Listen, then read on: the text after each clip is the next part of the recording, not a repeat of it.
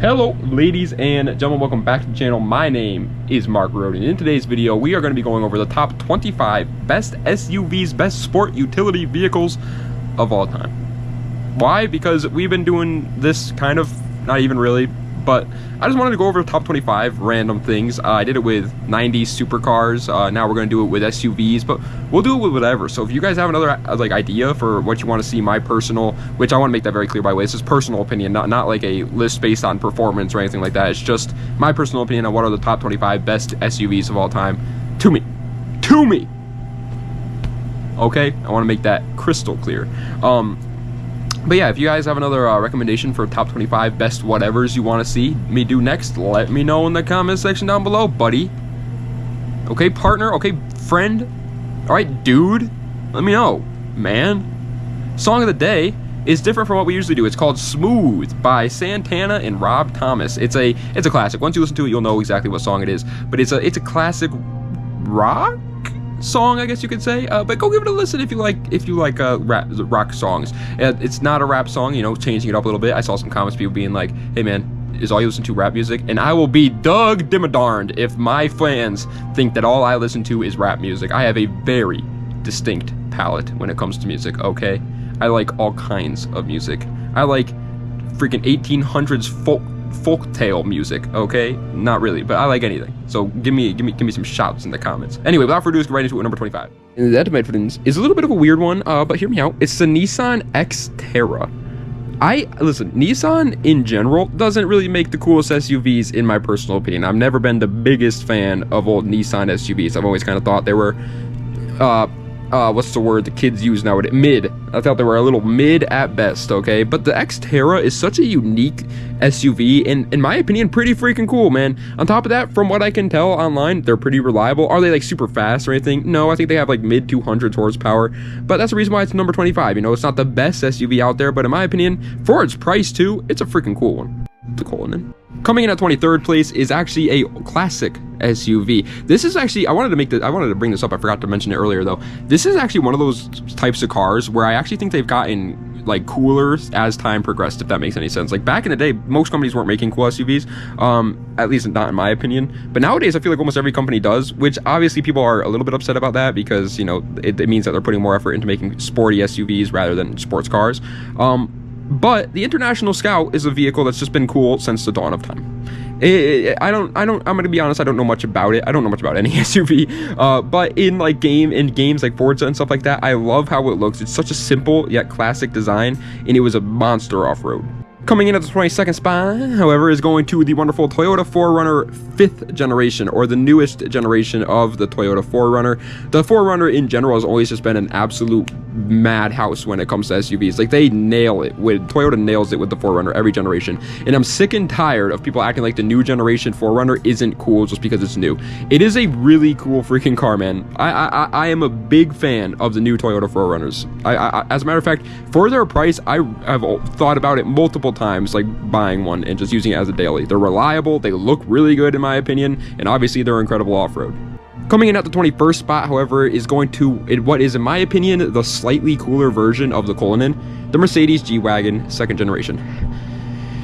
Oh, I just ran out of breath. Dude, that sometimes happens to me out of absolutely nowhere. I'll be talking. I think it's just because I don't take enough breaks. And so out of nowhere, I'll just be like, like a freaking geriatrics patient. Either way, the 2nd generation G-Wagon. Yeah, G-Wagons in general are obviously, you know, again, pinnacles of luxury and all that stuff. But they also do have that sporty side of them, especially like Brabus G-Wagons. Like, they're sporty. There are sporty G-Wagons out there for sure. And they're also, in my opinion, more like catered towards off-road use than the Cullinan. And so in my opinion, that's just cooler. I never liked the looks of G-Wagons. I've always thought they were kind of a little boring, but hey, they're still a good SUV. And a big booty breaking its way into the top 20 is the Chevy Trailblazer SS. I feel like this is a completely forgotten about SUV. Nobody talks about these anymore, and that is not only a crime, but it's treason. It is actual treason if you don't like the Trailblazer SS. It's literally just like, you know how like everybody likes the Dodge Durango Hellcat, with spoiler alert, that's coming up really soon. It's pretty much that, but by Chevy back in the early 2000s. There's so many videos of these things doing like burnouts and stuff like that, doing donuts in the middle of the road. They were a muscle SUV, and it was freaking awesome. Like, the only downside to the Trailblazer SS, in my opinion, is I really don't think they look that good. I think they look pretty bad. But everything else about them, grandiose. 19th place, my compadres, is like the SUV. I feel like this is like the grandfather of SUVs, the Jeep Grand Wagoneer. This is like cars like the International Scout could be argued that they're not even SUVs. They're kind of like crossovers before crossovers were a thing. And some other cars on this list we're gonna be talking about, you could be like, that's not really an SUV. The Jeep Grand Wagoneer was like the first like tried and true SUV, and it was great. Also, by the way, I'm clearly talking about the first generation Grand Wagoneer. The new one is an absolute abomination. I will never talk about that vehicle, let alone, even if it's in the worst vehicles list, I don't even want to give it the time of day to talk about it. It's just such a depressing vehicle. Either way, the original Jeep Grand Wagoneer though is an icon. 18th place though, haha, I told you it was coming. I didn't lie. I'm not a liar. Do you think I'm a liar? I'm not a liar. It's the Dodge Durango Hellcat. Yeah, like I said, this is pretty much the modern version of the Trailblazer SS. It's got a Mopar under the hood. It's got the Hellcat engine under the hood, 700 horsepower. It is all-wheel drive though, instead of rear-wheel drive like the Trailblazer SS was, which is a little bit more disappointing, but hey, it's modern times. What are you gonna do? Every car nowadays is freaking all-wheel drive because it's just such a depressing world we live in. But either way, yeah, the Dodge Durango Hellcat, it's a monster. A 700 horsepower, four-door SUV. The only downside to the Durango Hellcat, in my opinion, is they don't look different from like the regular Durangos at all. I saw one fly by me one time when I was up in New York, and I was like, yeah, it's cool once he flew by me, but if he hadn't been flying by me, I would have never even noticed that it was like cool at all, because they just look like regular Durangos.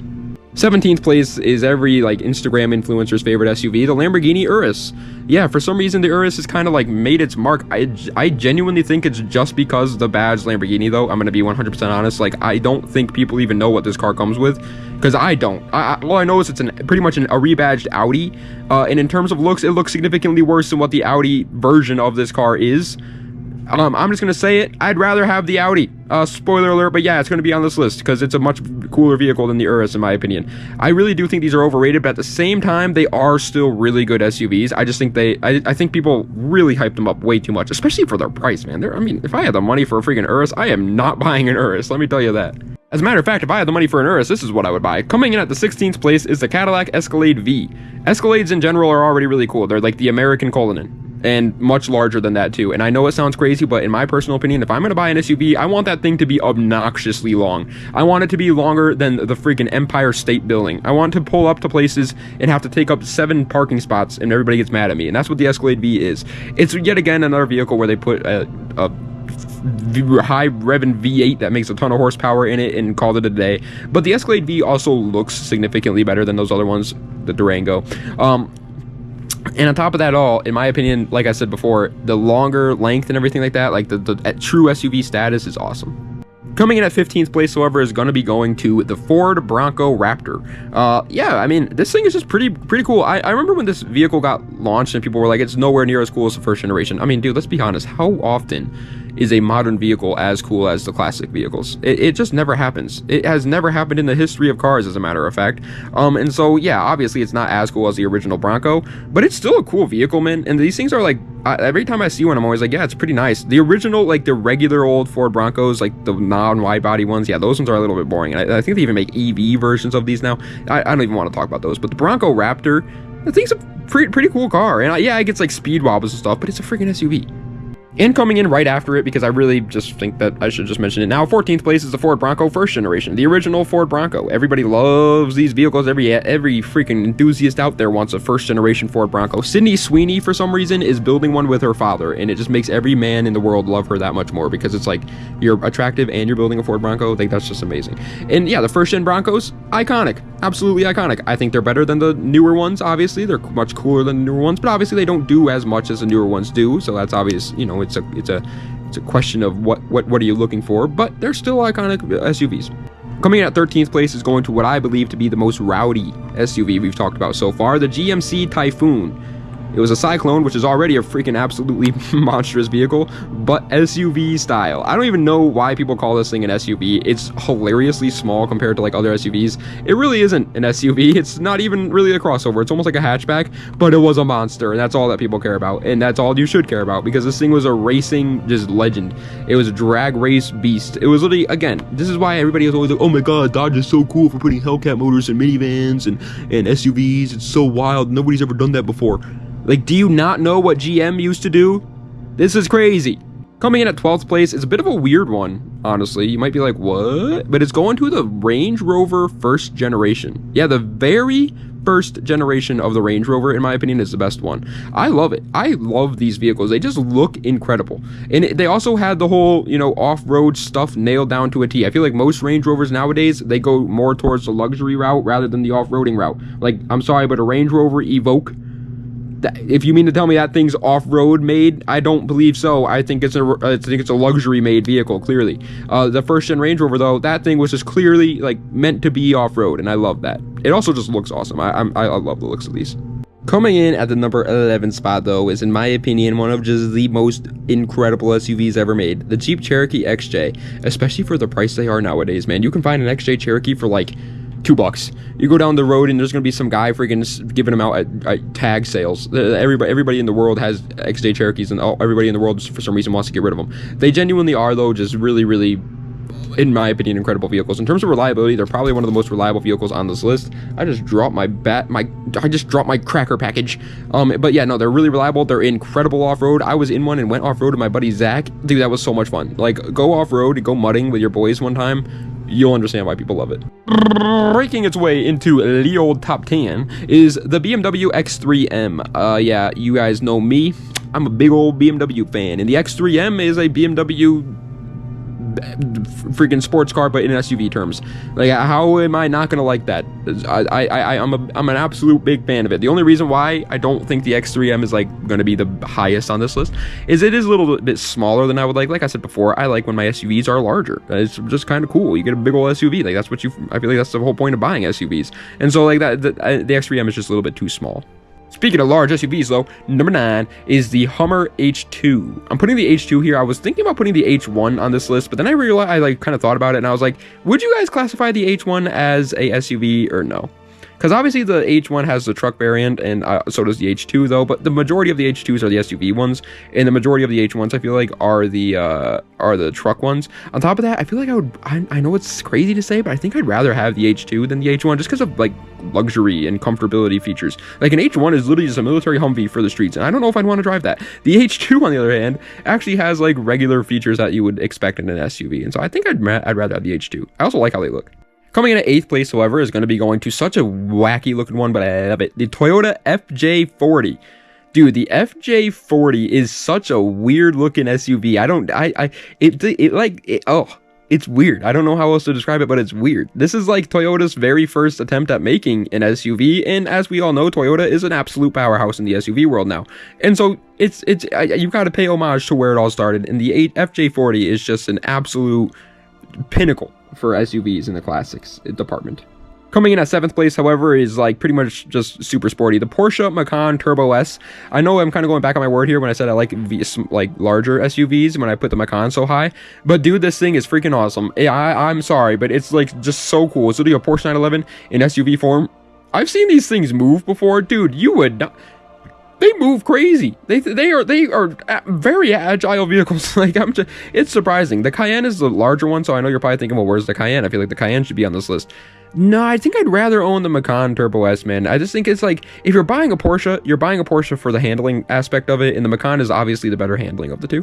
Coming in at 6th place, however, is going to be going to probably my favorite of the classic like SUVs. When I say classic, I mean like 80s and before. The Chevy K5 Blazer. The Chevy K5 Blazer is an absolute icon. Obviously, pretty much everybody that knows anything about cars knows about the K5 Blazers.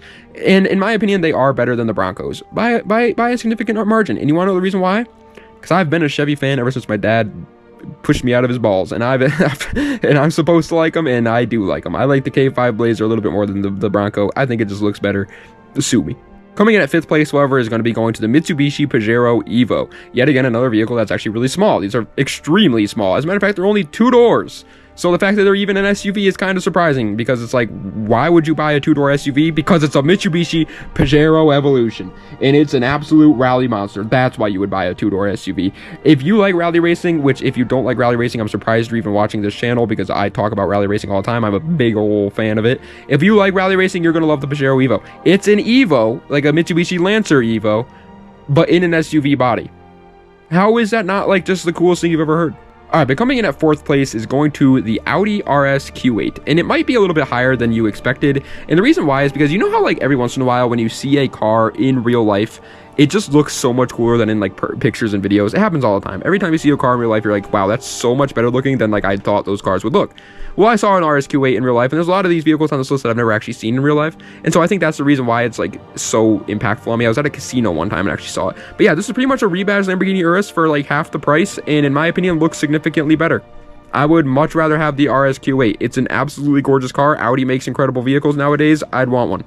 Third place is probably the most slept on SUV ever built, the Aston Martin DBX. Listen, I understand that in terms of reliability, it's probably poo-poo. You would have a better chance at strapping like 2 Call of Duty World War II video game cases to the bottom of your feet, waiting for it to rain and then freeze the rain, and so you can slide on those cases to your destination than you would driving a DBX, because it's going to break down all the time. But when it is running, it's luxurious, it's sporty, it looks incredible. It is an absolute perfect SUV in my opinion. However, the reliability does drag it down. It's also pretty pricey, which is unfortunate. And it's not that big, which is a little also unfortunate. But you know what's not pricey? You know what is? I was gonna say is big, but it's actually not that big, but is reliable and is just cool in every single way. The Toyota 4Runner 2nd generation, baby. The Toyota, man. No matter what list I ever make, if it's a best list, if it's ranking the best of something, there's going to be some 90s Toyota on that list. I feel like it's just impossible for 90s Toyotas to not be just incredible, and this is a good example of that. The 2nd generation 4Runners are just unreal. They're unreal. They're reliable. They're great off-road. They look absolutely incredible in my opinion. It's less but more to me. It is perfect. It is a perfect SUV. The only downside to the 4Runner 2nd generations is that obviously they're a little bit too small compared to like modern SUVs. But that's it. That's it. And then obviously there's some outdated features in them and stuff like that, which you're going to want. I know a lot of people are like, oh, I like the analog stuff, but I do like some of the modern features. Yeah, my personal bias is kicking in. I'm sorry, but you guys should have known that clicking on this video. First place is the BMW X5M. I mentioned it earlier with the X3M, how I like the X3M a lot. I pretty much like everything about the X3M, except it's a little bit too small. Well, it's the X5M, a larger version of that. It's just perfect. In my opinion, it's absolutely perfect. The only downside to a BMW X5M is obviously BMW's reliability. However, I do think people nowadays are starting to like overrate BMW's unreliability. I think that they are getting pretty freaking good, man. Like, it's hard for a car manufacturer to make a car that's truly just horribly unreliable nowadays, and BMW is it's moving up the ranks. Like, is it the most reliable car out there? No, obviously not. If you want that, buy a Toyota. But it's reliable for what it is, and on top of that, performance-wise, it's awesome. It has the perfect level of luxury and modern features in it for me. I don't like the big over-the-top stuff, but I also don't want just boring old analog stuff. The X5M has a perfect amount of that. It has the perfect amount of space. Everything about the X5M is awesome, and then on top of it all, it has that wonderful blue and silver badge. But ladies and gentlemen, that is the end of today's video of the top 25 best SUVs of all time. I hope you guys enjoyed it. If you did, please just sure to like, comment, and subscribe to the channel for more content just like this. Let me know what other videos that you see in the comment section down below. And guys, guess what just happened? I have a lot of money, for those who don't know, in the cryptocurrency world. Okay, I put a lot of my money in the cryptocurrency because I don't know what to do with it, man. I sit there in my freaking bank account doing nothing all year. I'm always just like, might as well put it in crypto. Everybody talks about crypto. It's probably got to be good. Yesterday, it went down 5%. I was crying. I didn't know what to do. I was like, what did I just make the stupidest decision of all time? I thought I did. But then guess what today did? It came up 25%. I don't get it. I don't get it at all. For people that actually understand cryptocurrencies, that's one of the things you know, son. I wanted to know, come here. You're too smart for this world. How did you figure that out? Every time I think I got cryptocurrency figured out, it pulls a 180 and hits it from the back, and it's frustrating every single time. But I hope you guys enjoyed the video nonetheless. If you did, please like, comment, subscribe. Let me know what other videos you'd like to see me let me see what other vehicle styles you'd like to see me do a top 25 of in the comments. And I also forgot about something. I was doing something, dude, so frustrating. All I do nowadays is I'll like think of something and then be like, oh, that's a good idea, and then 2 seconds later I'm like, wait, what was I just thinking of? And then it drives me nuts, and it just happened in this video. So I'm gonna go try and remember that. Das Vidania, and have a nice night.